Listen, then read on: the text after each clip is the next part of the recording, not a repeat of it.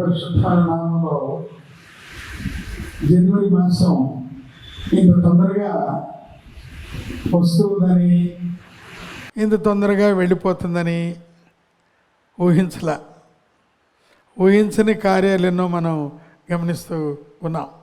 ఈనాడు ఒక చక్కని తలంపు అపోస్తలుడైన పేతురు గారు తన యొక్క మొదటి పత్రికలో వ్రాసిన ఒక మాట 4వ వచనంలో, మృతుల్లో నుండి యేసుక్రీస్తు తిరిగి లేచుట వలన జీవముతో కూడిన నిరీక్షణ మనకు కలుగునట్లు తన విశేష కనికరము చొప్పున మనలను మరలా జన్మింపచేసెను.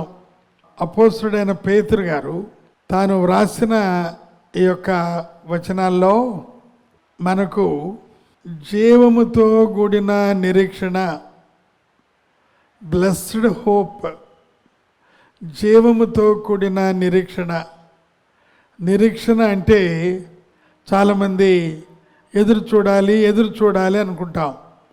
కానీ దైవ గ్రంథంలో ఈ నిరీక్షణ ఎదురు చూపుల కంటే కూడా జీవముతో కూడిన నిరీక్షణ అంటే ఫలానా విషయం జరుగుతుంది అని మనం వేచి ఉన్న ప్రతి స్థలంలో కూడా, వేచి ఉన్న ప్రతి సెకండ్లో కూడా జీవం అంటే ఆనంద పరోక్షంగా నింపబడతాం. అనగా అక్కడ ఏ విశ్వాసానికి కొరత లేదు. మన దేశంలో 1980వ సంవత్సరంలో మిస్సెస్ గాంధీ గారు, ఇందిరాగాంధీ మరి ఆ యొక్క అకస్మాత్తుగా హత్య అనంతరం కొంత మరి విషాద ఛాయలు దేశాన్ని అలుముకున్నాయి. తర్వాత తన కుమారుడు అయిన రాజీవ్ గాంధీ గారు బాగా చదువుకున్న వ్యక్తి, విద్యాధికుడు, చాలా విశ్వవ్యాప్తంగా తిరిగినవాడు, చాలా జ్ఞాన ప్రయుక్తులతో అప్పుడే మరి ఈ యొక్క సాంకేతిక పరిజ్ఞానాన్ని ఇండియాకి తీసుకొస్తే తనకున్న గొప్ప మెజారిటీతో ముందుకు తీసుకుని వెళుతూ మరి ఎక్కడో ఏదో యాదృచ్ఛికంగా తన యొక్క మరి అడుగుల్లో ఇబ్బంది పడి ఆ యొక్క మరి హత్య చేయబడిన తర్వాత దేశమంతా కూడా భయంకరమైన గ్లూమీ అంటే ఒక విషాద ఛాయలోకి వెళ్ళిపోయింది. ఇంకా ఎవరు మా దేశాన్ని నడిపిస్తారు, ఇంకా ఎలా మాకు ఈ యొక్క మరి జీవించే ఆనందం కలుగుతుంది అని. అదే ఆ దినాల్లో ఒక పుస్తకం పైకి వచ్చింది, book of theology of hope అనే దానిలో 2 విషయాలు ఆయన వ్రాశారు. ఒక ఆయన ఆశావాద నిరీక్షణ అని, తర్వాత విశ్వాసంతో కూడిన నిరీక్షణ. అంటే ఆశావాద నిరీక్షణ అనగా నిరీక్షణతో కూడిన నిరీక్షణ. ఇవి పరిశుద్ధుడైన పేతురు చెప్పిన మాటలు. ప్రియులారా, ఆయన ఏమన్నారంటే పేతురు గారు ఇక్కడ జీవముతో కూడిన నిరీక్షణ అనగానే వెయిటింగ్, నిరీక్షణ అనగానే రాబో ఛాయలను చూడటం అనేది. కానీ మన నిరీక్షణ ఎటువంటిదంటే జీవముతో కూడిన నిరీక్షణ. ఇక్కడున్న ఒక బాబు మరి ఇక్కడ ఇవన్నీ టెక్నికల్గా పనిచేస్తున్నాడు. ఆయన బీటెక్ చదువుతూ ఆయన ఇంకా 1 సంవత్సరంలో నాకు క్యాంపస్లో కూడా ఇంటర్వ్యూ వస్తుంది అనే ఉత్సాహంతో ఉరకలు వేస్తున్నాడు.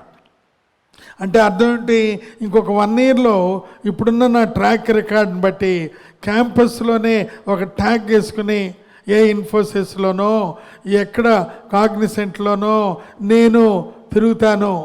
అప్పుడు నా నడక మారుతుంది, అక్కడ నా పద్ధతులు మారుతాయి, నా శాలరీ మారిపోద్ది అనే ఒక ఆశతో ఇప్పటి నుంచే ఆ రకంగా ట్యాగులు పెట్టుకుని నడుస్తూ ఉన్నాడు.